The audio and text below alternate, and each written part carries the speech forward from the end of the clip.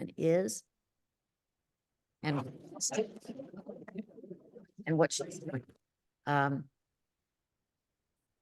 Now the title too gives you another kind of, I don't know, insight into Manuel Alvarez Bravo, that sense of symbolism and the parable as well, to call this woman brushing her hair a portrait of the eternal. It's kind of fascinating. Oh, doesn't want to, no, maybe this will go. Okay, this is another piece by Bravo. It's called Optical Parable. And I don't know if, does this remind you of anything you've ever seen?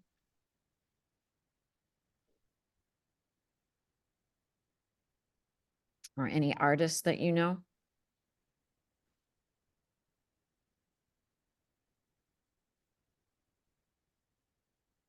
During this time period, the Surrealist movement was very influential.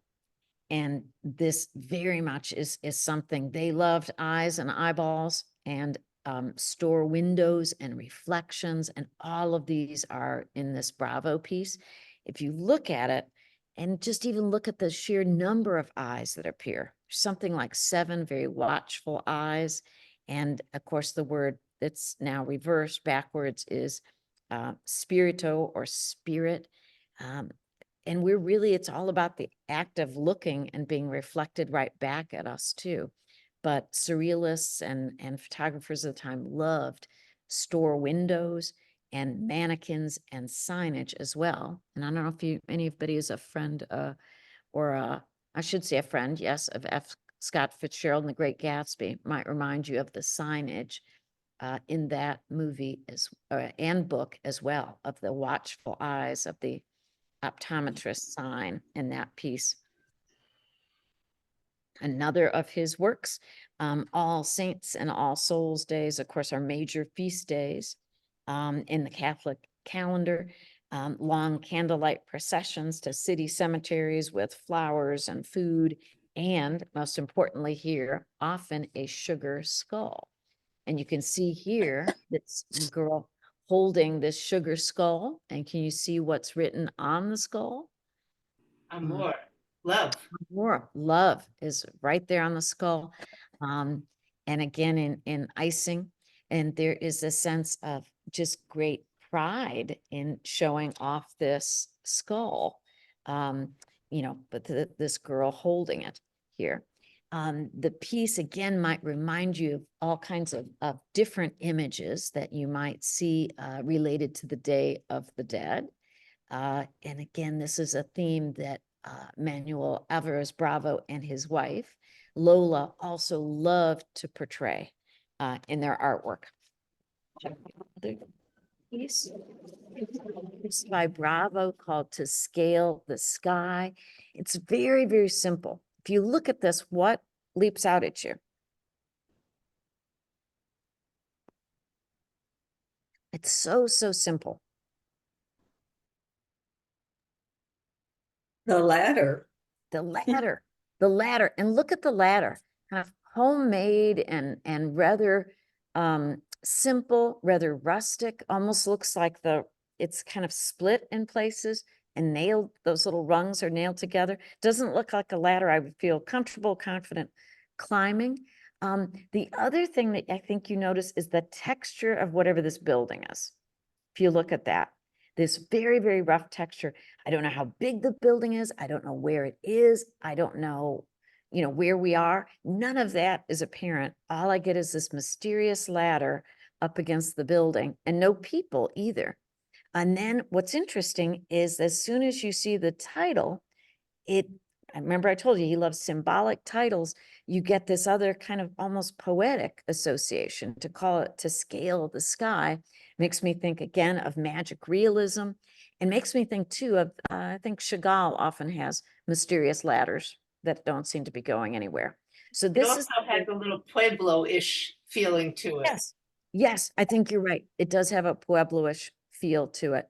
But what's fascinating is as soon as you see, if I didn't see the title, you might have certain associations. As soon as you see the title, then that brings about, I think, a whole nother world of associations. As soon as you see To Scale the Sky, I think there is just a different way of thinking about this, right? In a different, as I say, almost more poetic sense to scale the sky. So Bravo, right now, there's a couple of his photographs that are on this 2L in the museum through probably the next 10 days. Now, quite intriguingly, his wife, Lola Alvarez Bravo, born just a year later, 1903, also has some pieces on display at the moment at the museum. She was married to him and one of the region's very earliest female photographers. She was also an educator, a curator, an artist, and a gallery owner and a journalist. And she was part of a group, of course, including her husband as well, that was a very, very vibrant kind of cohort that was the center of Mexican art and culture in the 20s and 30s. And of course, you can imagine that also included Frida Kahlo and Diego Rivera, among others, and some of the great Mexican muralists of the day. So they were right in the center of that world. She went across Mexico in the years following the revolution and really recorded a nation that was in transition in many ways, and a nation that really still had really important indigenous elements and traditions, but also was turning towards modernity as well. To give you another, Frida Kahlo. I love, she said, let's see, known for the photographs of Frida Kahlo, said she said, I was the only woman that ran around the streets with a camera at sport events and parades. All the reporters made fun of me. That's how I got to be tough. And that's what Lola Alvarez Bravo said. Very intrepid and defied the established standards with reporting. And that theme was really, as I mentioned, the transformation of Mexico. And here she is portraying her friend, Frida Kahlo. She spoke about the camera as an extension of her own body, which interestingly, Margaret Bourke-White said the same thing. She said it provides a heightened level of perception. I look for the essence of beings and things, their reality. Now, does that come across with Frida? The essence of beings and things and their reality. I think it's a really very, very powerful. And there's something again about the intensity and the kind of the focus and the concentration, I think, of Frida Kahlo that comes across here. This is another work by Lola Alvarez Bravo, an urban image. The focus here, of course, is pattern and repetition. And look at just this amazing sense of line. We're so focused on the railings of these stairways, and again, the lines coming down, and then the shadows cast by those, and how those actually appear on these figures. It's really, yeah, fascinating. And again, all about lines as well. And again, about the urban center. Love this. Carol, Yep. is there any indication that that's posed? I mean, I can't imagine that just happening. I guess I can't imagine. There was no indication in the catalogs that I read about her that it was, but I cannot imagine anything would be done with that kind of perfect symmetry. I can't imagine. It's Yeah. gorgeous, but wow. She said, I was drawn to images that affected me deeply, like electricity, and made me press the camera shutter, which is a really nice quote there. She got another one here. Oh, this is her photograph again of another member of that very vibrant Mexican cultural scene, Diego Rivera. And this piece is fascinating. I want you to look at this, almost angry, kind of sullen, looking like he is part of the land, almost looks like he is connected to literally this kind of weathered stump, and looking away from the viewer with focus and concentration, and not particularly happy in any way, shape, or form. But I find it fascinating again when you realize that in her case, she not only takes these photographs, but she knows the people very, very well that she's taking the photographs of. In this sense, both and Diego Rivera. And here's Diego Rivera. Much more upbeat portrait here. He is thought by many to be the greatest Mexican painter of the 20th century, and known in particular, and I'm sure you have seen some of these large-scale public murals. Very, very progressive, left-wing political interests, and a Marxist. Strong commitment to workers' rights and an interest in the kind of human progress.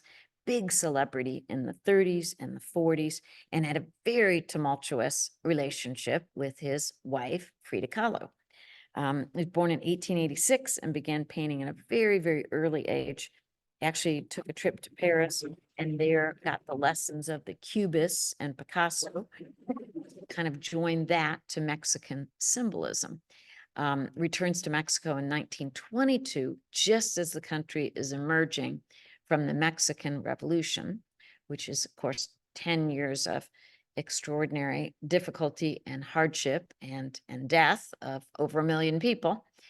And at that point, though, the government is turning, and Diego Rivera is right there with them, promotion of Mexican culture and national identity. And his murals really play a key part in this. One work, we unfortunately don't have a mural, but we do have this work in the collection called Fruits of Our Labor. In addition to the murals, he was a very accomplished printmaker. And he recognized very smartly that a print would spread the word very, very effectively, and that the power of the print to reach a broad audience was extremely important. He wanted to make his art much more accessible to a broad and wide audience. This of the dignity of the worker is essential. Connections to past and presence, and again, the resilience and strength of indigenous cultures are all a part of his artwork. This is one up, big image from one of his murals, Mexico City, the history of Mexico from the conquest to 1930, which is just so extraordinary details here. Struggles against foreign invaders and the resilience of indigenous cultures. And if you look at the Spanish conquest and the Mexican-American War and the Mexican Revolution, and these sparks of cannons and fire, and right in the center, the image that makes you think of the Aztecs, the eagle, consuming the serpent on the cactus. It is just filled with energy and actually violence as well. But amazing. This. Has anybody been to Detroit Institute of Arts? Anybody been there? All right. If you're ever in that area, this is absolutely worth a trip. And Detroit is spectacular, but the Detroit Institute of Arts, amazing. In the very early 1930s, Diego Rivera was invited by Henry Ford and the director of the Detroit Institute of Arts to create a mural in celebration of Detroit and its industry, which is really fascinating. He goes for 11 months to prepare. He studies, he observes, he sketches, and he goes to factories, not just the Ford factory, but he goes to other industries, to pharmaceuticals, to mining, all of these different things, and sketches. And then he creates this work. This is just one panel of the work, and that we're looking at is focus on the Ford plant, the River Rouge plant, and also, again, depicts some other industries. And up top, you see these big hands coming out of the earth. This is the extraction of metals from the earth that we need for these modern industry. If you look at this, the engineers who worked at the plant said it was extraordinary that he was able to distill what took place over a very, very long assembly line, a 2-mile long assembly line, into these panels and make it somehow, I guess, somewhat accurate and make sense. The other thing that's really impressive about these is just the kind of compositional energy, the movement, and the action. And also this is a multi-racial work crew as well. And that's kind of intriguing. Yeah. So do not, let's see, I think I have one more. Let me see if I got another. Oh, no, no. Well, if you ever get a chance to go to Detroit, this is not to be missed. You might also remember that Diego Rivera was really a very controversial figure, and at one point had been commissioned to do something at Rockefeller Center, and that did not go over well with the Rockefellers. They did not want Lenin to be in that mural, so that mural was later destroyed. So now we have gone from Mexico to Colombia. This is a work that will be up in the very near future on 2L in the study gallery by an artist named Abel Rodriguez. He is an elder and healer from a province in the Amazon in Colombia, 1944. And in his youth, he studied all about plants and plant lore with his uncle, who was a knowledge keeper in the community. And then this man, Abel Rodriguez, was exiled from his homeland to Bogota in his 50s. And then he kind of began to pour out from his memory these images in this huge body of work. Really describing and documenting, in his mind, the ecology of the Amazon. He does not say he is an artist. He says he is a healer and a knowledge keeper, but not an artist. He said, we don't have that concept, the concept of artist in my culture, in my community. But he's really more of, again, a sage and an elder. These are less works of art than works of knowledge. And the piece that is in the museum is this piece called Tree of Life and Abundance. It's a very, very large piece. And it represents kind of the spirit in his mind of nature. Look at all these seeds and fruits that dropped from this massive tree onto all of the creatures below. If you look at, there's tapirs and capybaras and such, and lemurs all below. The tree canopy, if you look at, is an amalgamation of many different types of trees and plants. And you'll also see in the tree things that aren't up in the tree, like there's a little pineapple up there growing in that tree, which shouldn't be. A variety of fruits, again, some that would never be in a tree, are there in the tree and are dropping onto the ground to provide and nourish the animals below them. He makes no distinction between human and animal. He said they are all essential living things. And what's fascinating, do you see what's at the base of the tree? It's an ominous little sign there, teeny tiny. You see it? It's a tiny little X at the base of the tree, which again alludes to humans' power to develop and cultivate nature and destroy it as well. And he is very wary.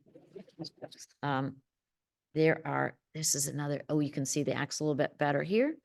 And again, tapirs and capybaras and lemurs and all of the animals we just saw in the Celia Vasquez Yui Peruvian show last semester. And let's see, I've got another detail. There's a very vivid and vibrant piece in which, again, nature just seems to rain down good things on these animals. And the leaves itself, different tones, different colors, but just vibrant and abundant. Sure. And then more of his work. And we have one in the collection that was in the show about climate struggle 2 years ago that has become part of the permanent collection. Okay, this is another piece. Again, by Abel Rodriguez. And I've got two more to show you. This is another artist named Sebastião Salgado, who is from Brazil. Is a Marxist economist and an activist. He became a photographer. Again, he also does not call himself an artist. He said he wanted to explore social and economic conditions. So again, he said this is not art in his words, it is reporting. He's worked all over the world before heading home to actually restore the land he was raised on in Brazil. One of the pieces that is in this collection is this piece, the gold mining in Serra Plata in Brazil. This is a piece that we teach with very, very briefly. And this is his documentation of an active gold mine in Northwest Brazil. Believe it or not, this was active until 1986. This looks like it's from another world, another time, but it's not. And now it is simply a toxic lake, this space. He gives us a view from a distance, from a high vantage point, very, very hard to see the details. I don't know if you can see these figures, again, from this vantage point, again, almost look like ants crawling up this very, very high hill. Workers here are digging in these pits and carrying up big sacks on their backs. About 50,000 people at a time were employed and working at this mine, making as many as 60 trips up and down into this pit and getting the average of 20 cents per journey to go down into the pit, get the material, and take it up the top. So again, really very, very powerful document. And again, he would not call this artwork. He said, this is a document. This is reporting. He's traveled all over the world. If you don't know this artist, Google him. He's got an amazing TED Talk that is about going back again to the area where he was raised in Brazil, which had been deforested, and trying to reforest it and bring it back to life with his wife, which is really compelling and very inspiring. This is another work of his. Particularly fascinated by the power of nature and the environment, indigenous groups. He traveled all over the world, and for him, very, very traumatic sites as well, including Rwanda, the genocide in Rwanda. And he said he really, at a certain point, could not absorb any more of that, and then went back to, again, trying to reforest and restore the area where he was born in Brazil. This is another piece of his. But yeah, if you don't know, Google him for the TED Talk. Really absolutely fascinating character. Now, big artist to show you, Guadalupe Maravilla, is the big show on display at the moment. Maravilla was born in 1984. He's a visual artist, he's a choreographer, and he is a healer as well. You notice this theme coming out. Several people don't consider themselves first and foremost artists. At the age of 8, again, he was part of the first wave of unaccompanied and undocumented kids to arrive at the U.S. border, fleeing the Salvador Civil War. He spent 2.5 months on that journey. This piece, oh, wait a minute. It's absolutely huge. This the piece on the left doesn't do it justice. It's quite large. It's on floor 1L in the museum, and it is huge. It is a migratory serpent, really. It says migratory birds. There are elements of a bird in it, but it is the shape of a serpent. And what he did was to go back over that very, very long and difficult journey. And if you see the migration pass, you know, people are carrying all of their things and discarding things as they go, whether it's shoes or bottles or toys. And he picks up some of the materials that he has found on that path that he took as a child. He's incorporated those and built a sculpture out of that. So what we're looking at, it's hard to tell here, but if you look closely at the serpent, you'll see children's shoes and bottles and toys and shopping bags, all kinds of things that he picked up. And the one at the museum, again, has a big map of of Mexico, Central and South America. And then this serpent is laid out so that it's piercing the center of that map. So really very, very compelling. And there's it is again. And you see what's on the front of that serpent, kind of like a little plastic shopping tote. But you see so many things and elements that are wings, and also agave leaves, which have a healing element as well. One of the things that is rather unusual about this artist as well is that he feels like that experience as a child, as well as later experiences, of course, were very, not just difficult, but very traumatic. And he believes that the trauma we experience can result and surface as disease. For him, he felt that surface as cancer. And what he has done, he is a cancer survivor, is he has created artworks that he calls disease throwers. And what he's done is, let me show you another one. So another disease thrower is create a sound element within his artworks. And he does something, he'll do this at the museum late in April, called sound baths.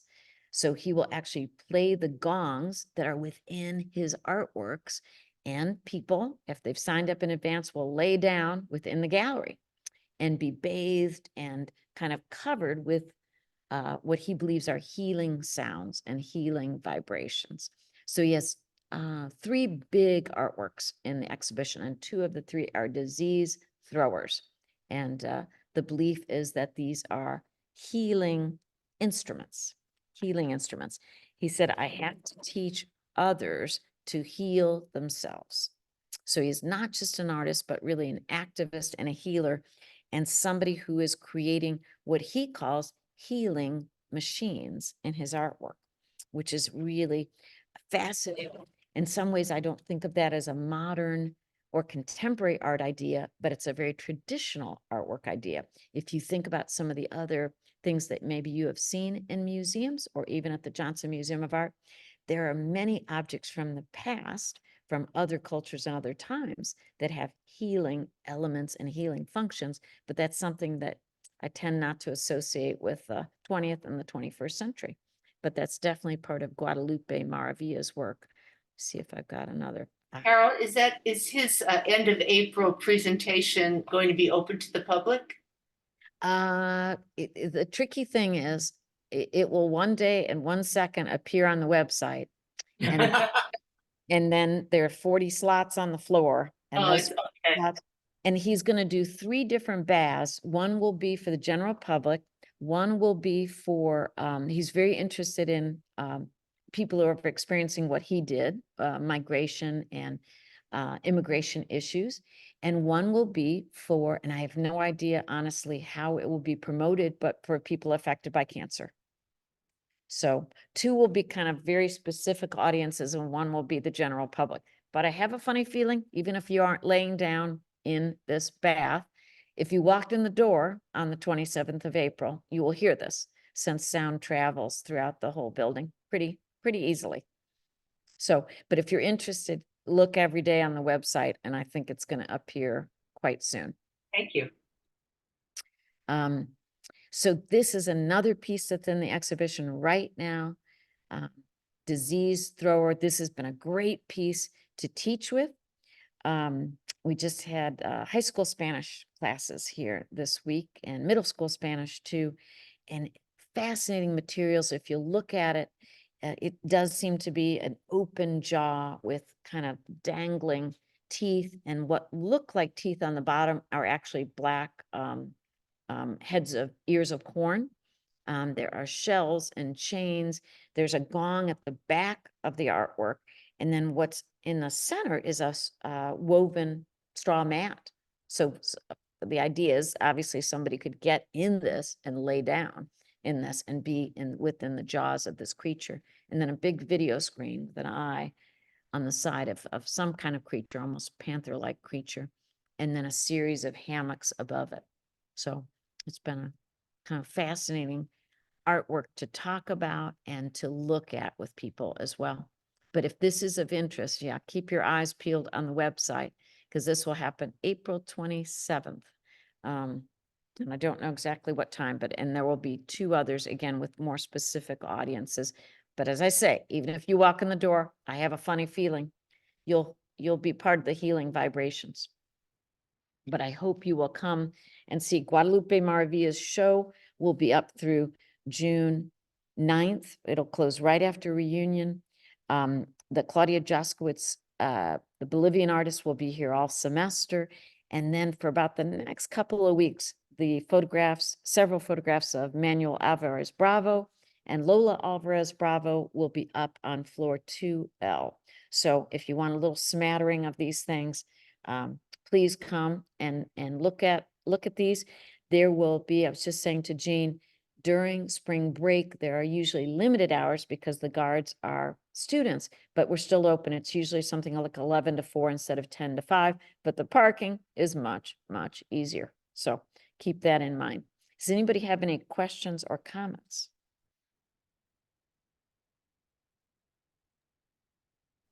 What do you think he's trying to say with the eye and the purple behind it? Well, it's funny. I mean, it's clear it is a creature with this big jaw and the eye kind of, it's funny when you're in the show, I don't think I thought about this so much, but this image, like the eye brings it to life. Before you saw something that looked like a big jaw, but that eye, and the eye is a video screen too. So it blinks a little bit. So when you're in the show, it seems more alive. So I think that's what it adds to it. Before it looks like a big, ominous jaw, but the eye just, again, it gives a sense of this thing is alive, whatever it is.